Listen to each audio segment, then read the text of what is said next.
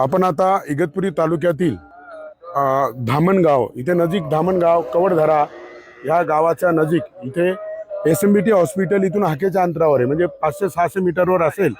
आणि त्या इथं काल अपघात झाला 4-4:30 वाजेला आणि मी एक कार्यक्रमासाठी जात होतो तेव्हा मी एकच मिनिटामध्ये अपघात झाल्यानंतर इथे पोहोचलो आणि आम्ही त्यांना त्या रिक्षातून काढून ओढून एकदम आणि त्यांना आम्ही SMBT हॉस्पिटलला उपचाराला पोहोचवलंय। याच्यामध्ये जो अमोल घुगे नावाचा संगमनेर तालुक्यातील निमून गावचा हा तरुण असून तो उल्हासनगरला राहतो, आईवडिलांबरोबर सोबत पत्नी आणि एक लहान मुलगी। परंतु काल त्याचे आईवडील एक दुसरी रिक्षा, त्यांच्याकडे 2 रिक्षा आहेत, ते घेऊन पुढे गेले। त्यांना दोडी सिन्नरला लग्नाला जायचं होतं, आजचं लग्न होतं, काल हळद होती, त्या हळदीला त्यांना पोचायचं होतं।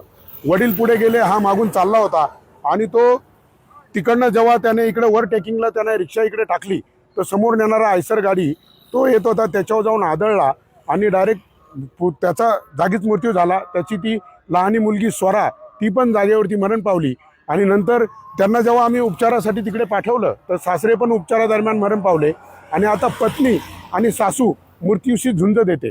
आणि काल त्यांना जेव्हा उपचारामध्ये पोहोचवताना त्या गडबडीमध्ये इथं काही त्यांच्या गळ्यातलं मंगळसूत्र तुटून खाली पडलं होतं, 2 मोबाईल होते, ते आपल्याला सापडले।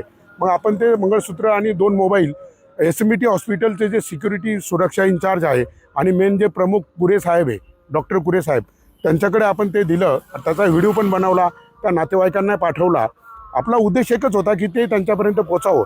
आणि आज मी हा व्हिडिओ का बनवायला आलो की माझ्या नाशिक जिल्ह्यातील, नगर जिल्ह्यातील हे सगळे जे ग्रामीण भागामध्ये राहणारे जी शेतकऱ्याची मुलं आहे ते काय करतात, शहरामध्ये जातात, नोकऱ्या मिळत नाही म्हणून आपण रिक्षा घेतात आणि त्याच्यावर कुटुंबाची उपजीविका करतात। परंतु जेव्हा ते गावी येतात ना त्यावेळेस ते त्या रिक्षामध्ये सगळ्या कुटुंबाला भरून गावी घेऊन येतात।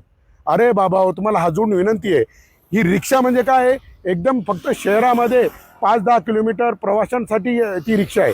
त्याच्यामध्ये सुरक्षा काहीच नाही आहे, हे पत्र आहे, हा कागद आहे। जर अपघात झाला पूर्ण कुटुंब त्यातले एकही माणूस जिवंत राहत नाही, एवढा मोठा अपघात होत असतो। आणि म्हणून माझी तुम्हाला विनंती आहे, गावी येताना एक तर ट्रॅव्हलची गाडी घेऊन या, नाहीतर बसनी या। बघा आता तुम्ही काल हे जे लग्नाला चालले होते, आजचं लग्न होतं, ते लग्न थांबलं नाही, मी चौकशी केली, त्या गावात मी फोन केले, आता लग्न त्यांचं पार पडलंय। म्हणजे बघा, तुम्ही नसते गेले तरी लग्न झालं असतं। म्हणून हे असं सगळं कुटुंब घेऊन लग्नाला येण्याचं सुद्धा टाळा। आपण ह्या प्रतिष्ठेच्या आणि या सगळ्या मानपानासाठी, या सगळ्या गोष्टीसाठी पूर्ण आपण कुटुंब उद्ध्वस्त करतोय।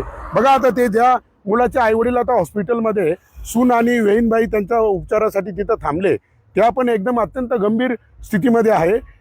डॉक्टर त्यांना वाचवण्याचे शर्थीचे प्रयत्न करतायत आणि ते आईवडील बघा, ज्या वडिलांना मुलाने आपला खांदेकरी व्हावं, मुलाने आपला म्हातारपणाचा आधार व्हावं असं त्या आईबापाला वाटत असतं, त्या आईबापाला ह्या मुलाचा खांदेकरी होण्याची वेळ आली बघा। आणि मुलाचा वंश, ती मुलगी ती सुद्धा मरताना हे सगळं जेव्हा बघतं, काय त्या माऊलीचं त्यांचं दुःख असेल।